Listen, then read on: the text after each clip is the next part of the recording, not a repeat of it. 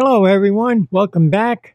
Fireman Pete here with Fire History. We're rocketing right along here with an introduction on firefighting apparatus. We started out early on. Remember, we basically talked about the syringe, and we talked about the early tub pumpers, and we also talked about the hook and ladder, where that terminology came from. That was probably the early equipment. And then, of course, as time changed, so does the equipment that firefighters used and the volunteers. So we went from, remember we talked about the bucket brigade? Well, the early tubs, they were called tubs basically because there'll be some pictures to look at.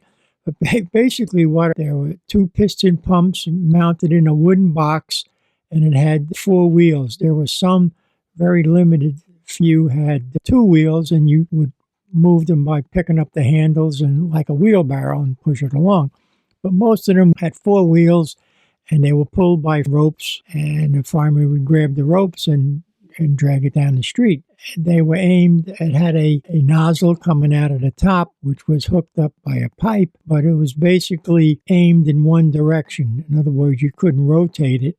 So you had to literally take the little hand tub and put it right in front of the fire and get as close as you could. The fireman would pump the brakes, which would operate the pistons, one on each side or front or back, and that provided the water pressure once the tub was filled by the bucket brigade people. Anyway, just scooting along here, the first tubs basically came from England, and there were some invented and used here in the good old USA. Over the years, many modifications were made. I mean, a lot. And some really good hand pumpers were made towards the end before things became mechanized, where they were every bit as that hand pumper could push water through a hose with enough pressure, even a modern fire engine of today. Because it took a lot of men pumping on those brakes. And how it basically went was a piston pump is, I guess you'd have to do some research on your own.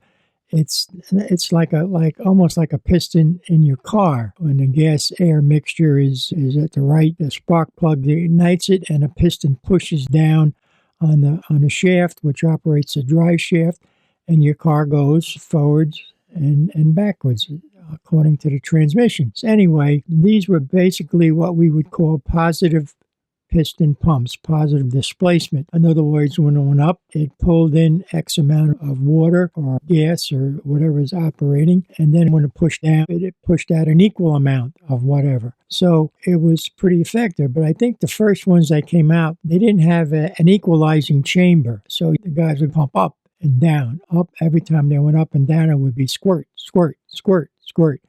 And if they pump real fast, the time between the squirts would sort of merge and you get almost a straight stream without any interruptions. But anyway, put a bell on it, what we might call a bell type structure, where the water was drawn into this bell, and as the two piston pumps went up and down, it drew water in from the tub that was probably filled by buckets, the water, and it equalized in its chamber. So when it came out in a solid straight stream, all right, on the same principle, we get solid straight streams or solid pressure coming out without any interruption because of the systems that were developed way back when ago. Obviously, this equipment became larger, more complex, and volunteer companies would want to decorate. I might have mentioned earlier where the volunteers took great pride in the volunteer company they belonged to. So they would decorate. The real fancy ones, the equalizing chamber was basically in the middle, and it had four sides to it. So they would actually have paintings put on the apparatus as well as fancy decorations. Sometimes it was actually sterling silver, which they kept polished. And they were quite interesting pieces of apparatus to see coming down the street. Now, as time went on, as I mentioned, things advanced. Some of these hand pumpers, instead of filling them with buckets of water, they would have what was called a hard suction that was attached to them. A hard suction was basically a hose. It could be 30 feet, 20, 25, 30 feet long, which would be attached to the pumper. In fact, in the city of Bayonne, I know of one that I'm familiar with. It has what is called like a squirrel tail hookup. The hard suction hose which you can bend, obviously, so you could drop it into a well or a cistern or a pond or something to draw water into it. In other words, air pressure wouldn't collapse, wouldn't squeeze it shut. Just like your garden hose that most of us have today, the rubber garden hoses do not collapse when you shut the water off. You stop squeezing the nozzle to make the water come out. Anyway, this one here is attached and it flips over. There's a holding mechanism on top to hold it, so it bent over the top of it.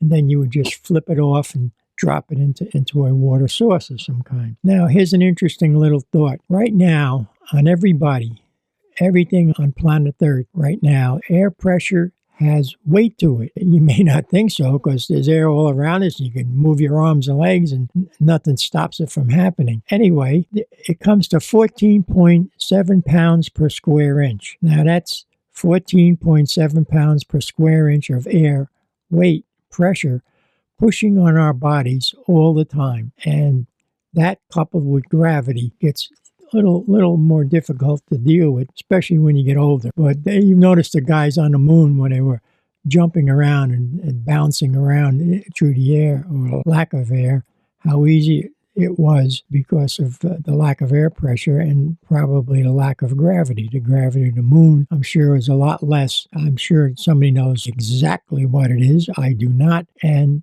so we have that ability with our muscular strength to do those things easier and better in that type of environment. Anyway, so now how does this affect getting water into a hard suction hose?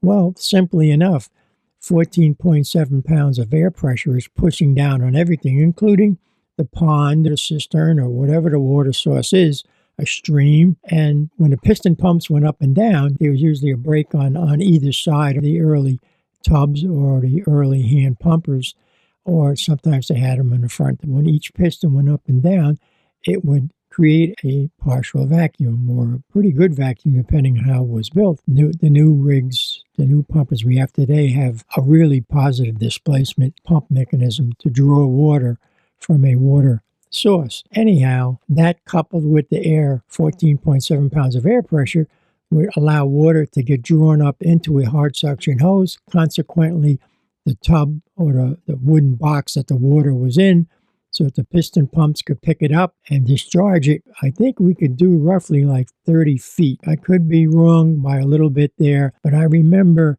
back in the days, we could roughly draft, we call it drafting, draft water from a water source, roughly 30 feet. It might have been a little less, but that's straight up and into a modern pumper. Okay, let's see. Now, the diameter was like 4 to 5 inches, maybe a little more in diameter.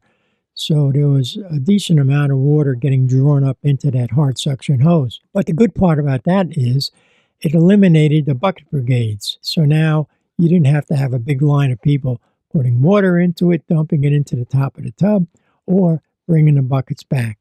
So that was a big manpower savings there.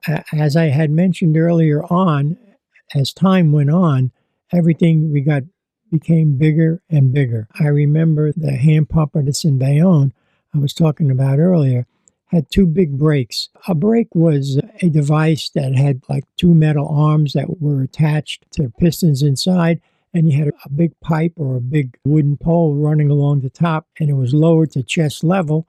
And then one I know of in Bayonne, it had 10 men on each brake. So you had 20 guys pumping up and down, up as fast as they could. And this type of unit was basically called a man killer or a wrist breaker, because what happened was not everybody may have been the best of health, but you can only pump this thing up and down as fast as you can. And it's a real stress on your body. And if you maybe weren't in the best of shape or you were older or what have you, you can get a heart attack or something of that nature. Also, when the brake was coming down, say a guy got tired. So there were 10 men on each brake, that's 20 men pumping, and behind them were another 10 men standing behind them. And they were there, so when any one of the 20 men got tired, they would let go of the brake, step back, and there would be a replacement guy that would step in and grab the brake so that you'd still have 20 men, 10 on each side, always working. Anyhow, they had to be careful. They could grab the brake when it was going up, not when it was coming down, because you got 9 guys or 8 guys, whoever were on there while their replacements were stepping in. And if they reached out and grabbed the brake, of course, your fingers are going to be on the top and your thumbs are going to be on the bottom. The speed and the guys pushing on it with all their strength and might would snap your wrist if you grabbed it the wrong way. So the only thing I would add to that is these old hand pumpers, the bigger ones, they could pump a stream of water. The one that was in Bayonne, I think, had a 2.5-inch front, one hose you could hook up to it, 2.5 inches. They could pump water pressure, water through that pumper and through being discharged with an equal amount of pump pressure on any modern fire engine today. Still till today. It's amazing, but you only have one hose line coming off of it, and you have 40 guys to work this pump, 10 on each brake, 20. So that's 20 guys braking and 20 in reserve standing behind them. That's a lot of guys. Obviously, in mechanized equipment, we could have a lot more hoses. We could reduce them, or there were devices where you could hook up 2 or 3 hoses to one discharge. And you can get a lot of water out of a modern pumper today. I mean, if it's fed, it has a good hydrant feed, or it's fed by another pumper at a good pressure, you can get a lot of water out of a modern pumper today, and you have one guy operating it, instead of 40, like with this big hand pumper. Not only is it a good savings man-wise, but financially as well. Now, that pretty much, I think, sums up roughly the hand tubs from early on to the hand pumpers that followed, and as the units got bigger, the hand pumpers got bigger, of course, because they used horses instead of manpower, because they're just too heavy to run a long distance. So they used horses. And eventually, after that, they were mechanized, like when combustion engines were invented, they became mechanized, and then you had an engine that would not only pull the rig to a fire, but it would also operate the piston pumps that were in the engine itself. So you can see things are advancing. Where they will be in the future, who knows? They'll have maybe robot firefighters and aerial drone pumpers that could reach high levels and pump water. God only knows. I mean, always ever evolving into new technologies and new ways to improve the old ways. So that would summarize roughly my breakdown. There is a YouTube video that I watched recently that sort of summarizes a lot of the fire equipment. And when I finish with truck companies, I'll make mention of it. And you could actually, whoever did this was pretty good. You get a better visual understanding than just a single picture. It'll be a video. Anyhow, I thank you once again, one and all, for listening. I hope some of this was interesting and informative. And I hope you come back again. And thank you very much. Stay well, take care, and we'll talk soon. Bye now.